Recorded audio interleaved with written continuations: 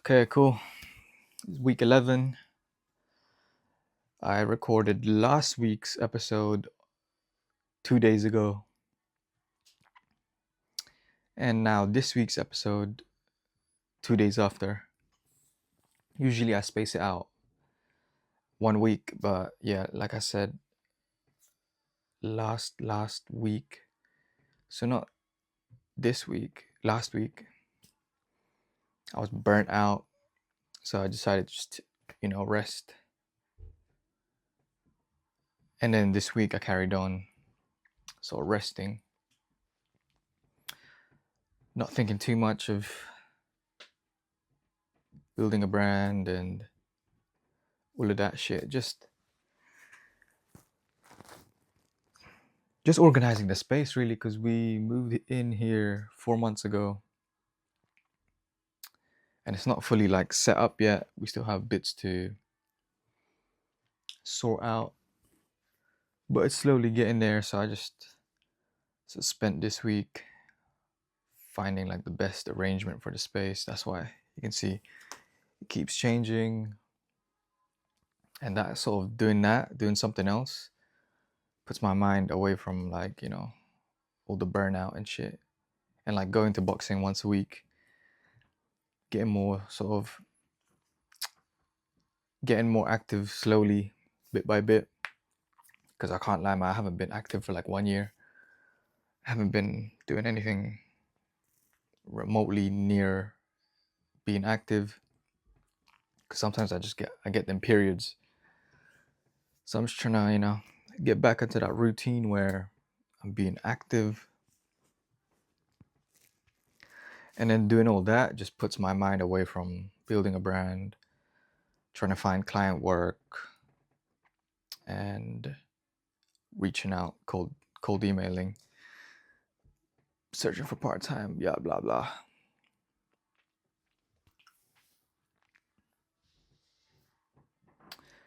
But yeah, taking my time, sort of like just resting. I got to sort of recuperate and then re-strategize.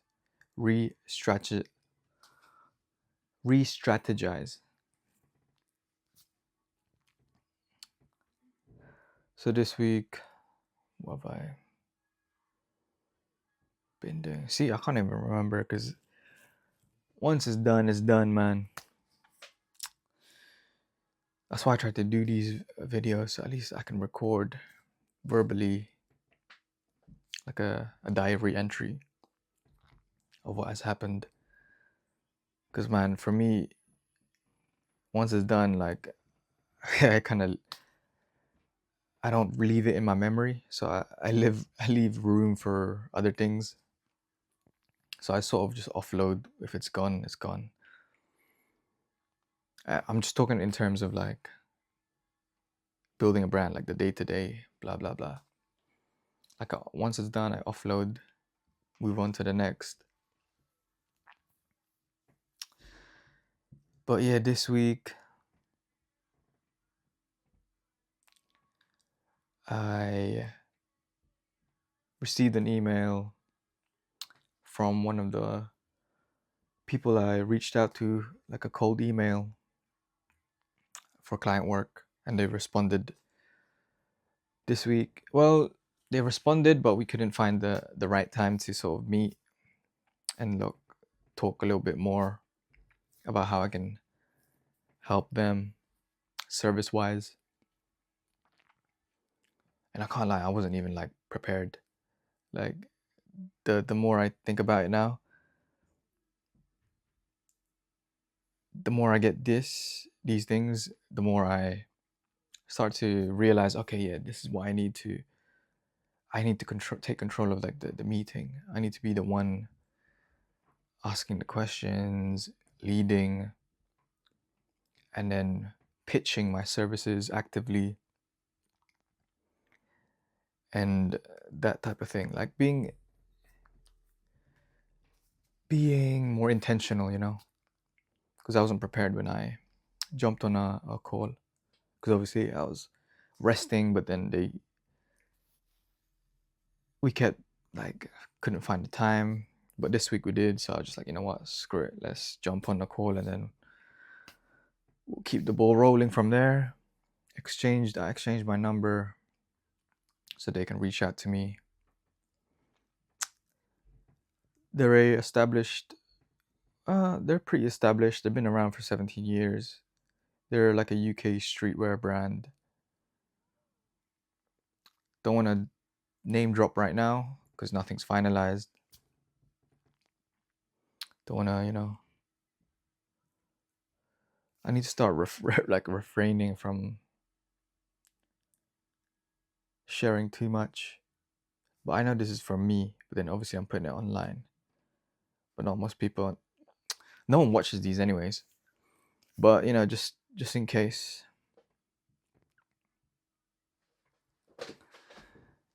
But yeah.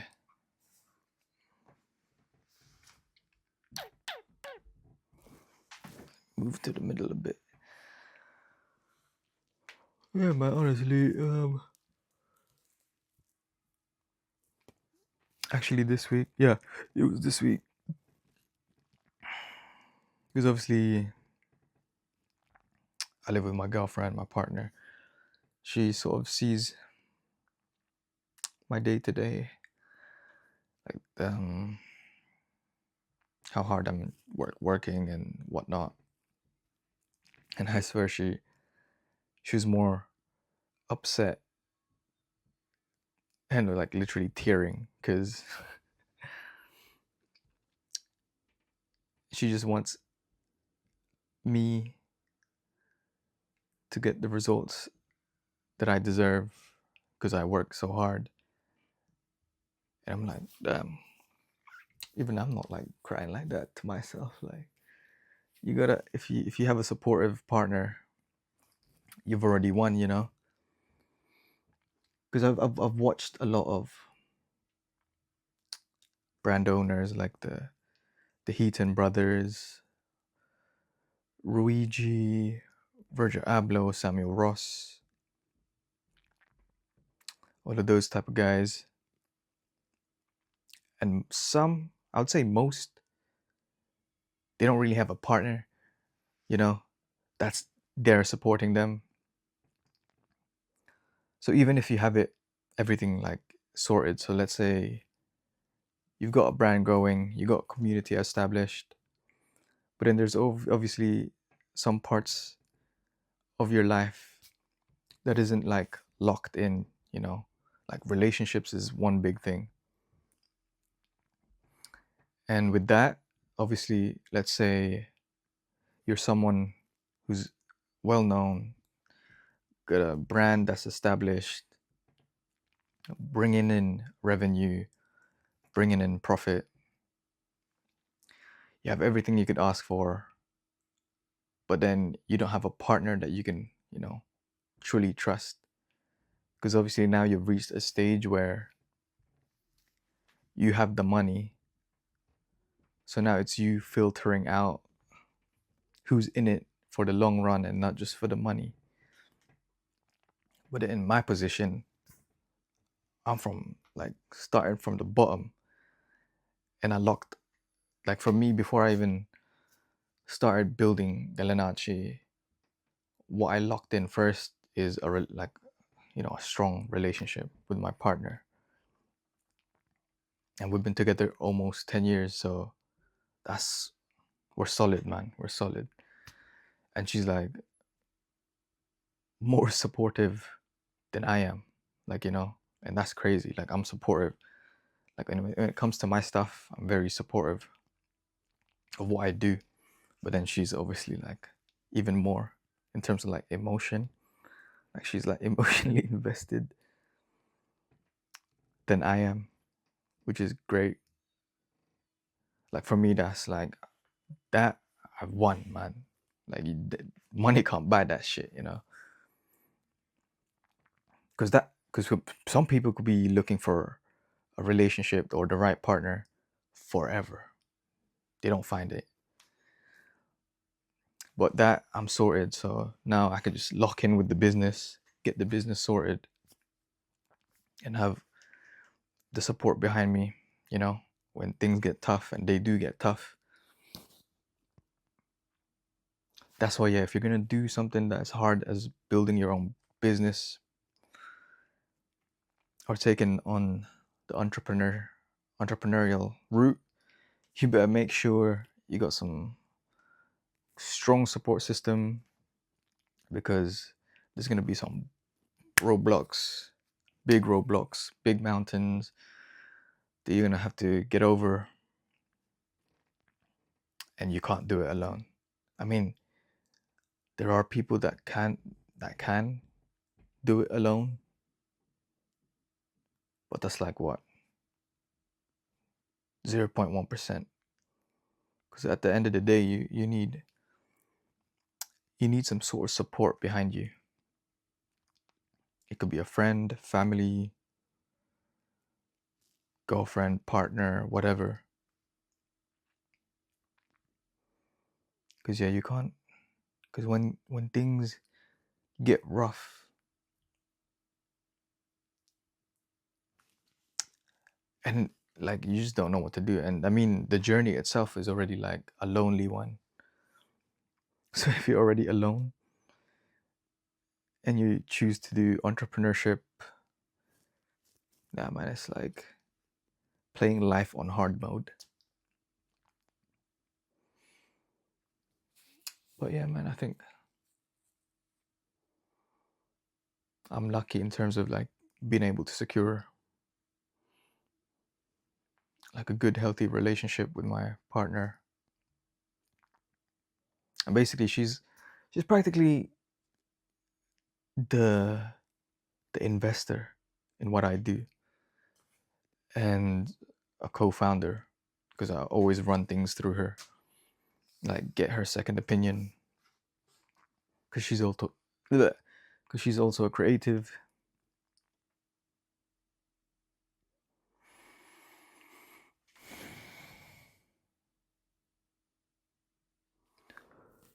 But yeah, man, honestly,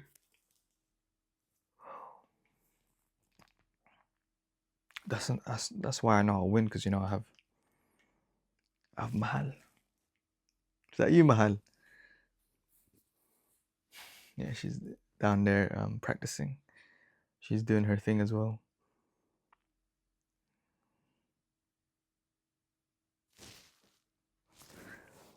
But yeah, I think that's pretty much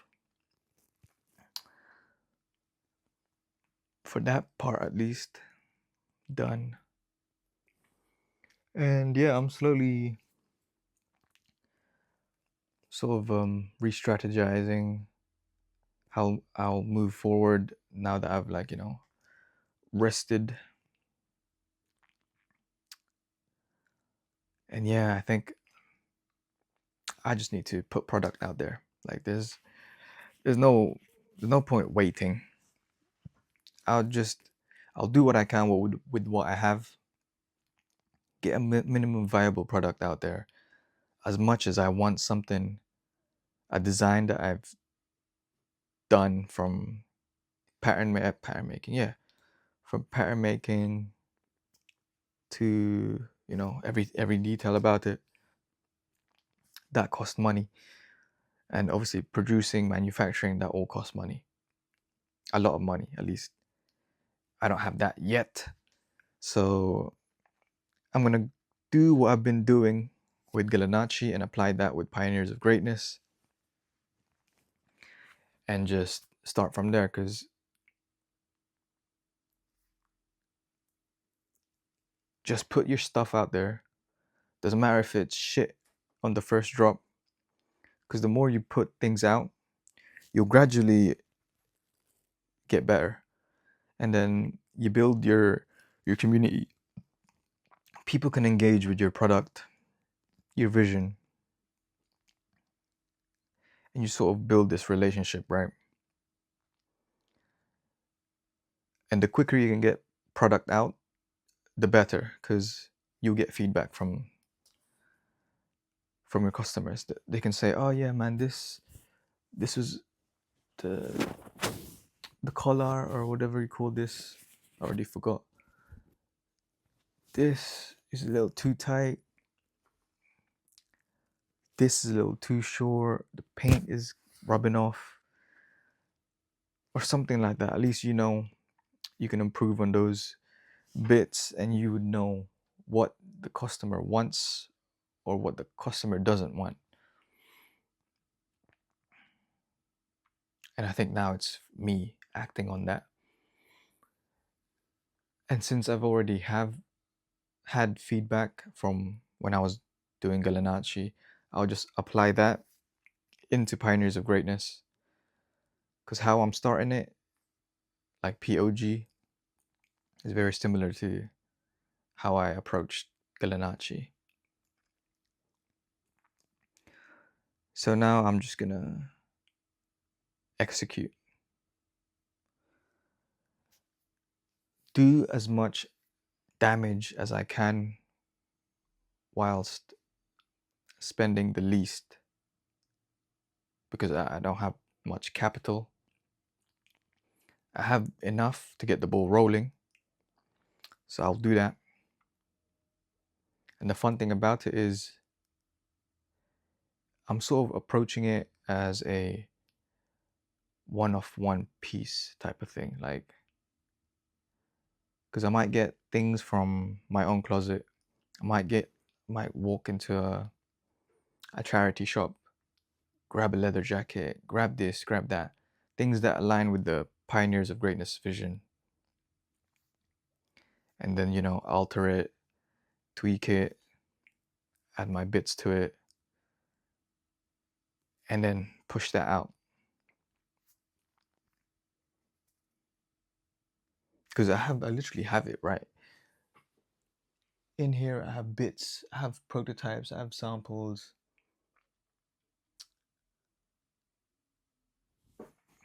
that I can just push out there, you know.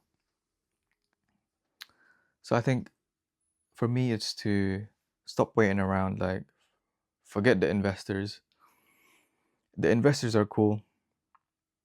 We could start building rapport now with whoever I've managed to, you know, attract. But I'm not going to rely on that shit, because that takes time. And do I even want to rely on investors? Because I'd rather rely on building a community. Because when you build your own community, it's your own. I get full kind of control over it, like in terms of creativity, the pacing, and there's no one that's sort of behind me, like funding it and sort of in control financially. But you know, it is what it is. Like this, you just gotta do what you gotta do. You try things, see what sticks, see what doesn't, and then you just keep moving, keep moving. But yeah, even this Pioneers of Greatness tea, this was supposed to be a Galinachi tea, but I started to realize that when I was building Galinachi, it wasn't really aligning with my original vision of it being luxury human wear. It more kind of leaned to, you know, streetwear. That's why I decided to, like, you know what, let me position let me split this brand Galinachi into two. So you have Galinachi, which is luxury, and then Pioneers of Greatness, which is commercial and more on that streetwear element. But then obviously still carrying the values of Galinachi and the whole aspect of Humanwear. And Humanwear is just a term that I coined where everything that you do is very thought out, you know. Clothes, oh yeah, fashion is the most intimate form of art because we wear it. And streetwear, that was about the environment, you know, and then the subcultures that's within those environments. But then for me, Humanwear is more about the individual. their aspirations, their dreams, characteristics, personality, that element, a philosophical approach. So Humanwear is basically just a more philosophical form of fashion where the way I approach it, I really think about the individual, with a focus on greatness. That's why it's pioneers of greatness, and the whole notion of greatness, that I believe that everyone has it in them to be great, but then not everyone becomes great because it's a choice, it's a decision that you take, and even when you do take it, you might not even reach that destination of being great. But that's just like the nature of it. And it's not even really about achieving greatness. It's more of taking action, At least you gave it a shot rather than sitting on the sideline and not even doing anything. So it's about being proactive, taking action.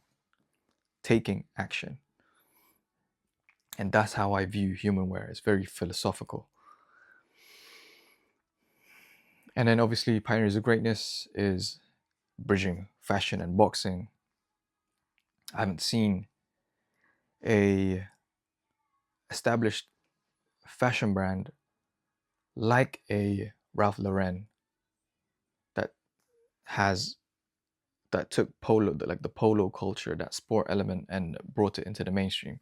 And then for me, it's bringing boxing, the values, the philosophy, and then the whole sort of diversity of the sport, and translating that into fashion and being able to uplift the sport and get more eyes on the sport, as well as get more people involved in the sport in like grassroots level.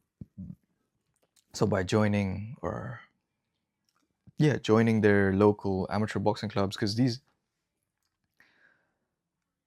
local amateur boxing clubs, they are, would I say they're profitable? Most of them, they're volunteers, they're in there because they love the sport, these coaches love the sport, and that's that sort of community that boxing is, at amateur level. Like they're there because they enjoy the sport, they take the time out of their day to teach those who want to learn more about boxing, and the physical element of it, and then the art of it, like the sweet science, as they would say. But yeah, I want to bridge those two worlds into the mainstream, and then be sort of like the forefront flag runner for that. But yeah, that's my vision for Pioneers of Greatness. And here I am. I mean, this is a start. This ain't even like the beginning. I mean, this is not the end point. Like, this is just the start. There's so much. I literally have years worth of, how could you say this, like strategy, because 2-3 years ago I already developed, what do you call it, design briefs. Yeah, design briefs for designing collections that's inspired by fighters, in boxing. And I'm not just talking about like the Muhammad Ali's, the Mike Tyson's. I'm talking about like 100 years down, like the low key legends that have amazing stories, but obviously over time they have been forgotten. And I would like to channel those characteristics, personality, story, and visual elements into the modern day, you know? Keep their name alive in the medium of fashion, you know? And that's how I want to contribute to the sport of boxing. Like, you have this umbrella of boxing, and there isn't, you have guys that are the boxers themselves, you have the promoters, you have like the marketing machines, the designers for like their fight gear, whatnot. And then you have on the fringes of it, you have things like myself, like who's building a fashion brand inspired by boxing. And that's one way to contribute into the system of boxing, you know? And especially with the whole like Turkey LL Sheikh stuff, they're really pushing boxing in the mainstream for me, which is, I find it great because that's what I want to do anyways, like, but just through fashion. So it's definitely the right time to be doing what I'm doing now. But even then, like, even if it wasn't the right time, I would still be doing it because I'm actually passionate about boxing, passionate about the fashion elements. So yeah, because it's just me, like when you combine things that you're passionate about and then you're able to turn that into a career, then you're solved, man. Like, you wouldn't have to work a day in your life because what you do, you enjoy, and you don't see it as a job, you know, quote unquote. And I think not everyone is able to do that because it's hard. It's hard to monetize your passions. And sometimes, even for me, like if I monetize other elements of my passion, I find like, it start to feel like a job, and I'm just like, nah, I don't want to do it for money, type of thing. That's why, like, for like the art stuff, let's say like illustrating, creating artwork, like the G Defier, I don't want to monetize that like crazy. I mean, I sell art prints, but anything beyond that, like, it will feel like a job, and at points it already felt like a job. That's why, you know, I paused doing it. Because for me, it's not about, like, you know, monetizing things. There's areas where I want to monetize because obviously I live in the real world, and at some point I need to make a career out of it. So there, I pick and choose really. And the fashion side, that's sort of what I see as I can, you know, I could monetize this, turn it into a business, and it wouldn't be like a job to me. But yeah, that's pretty much it, really.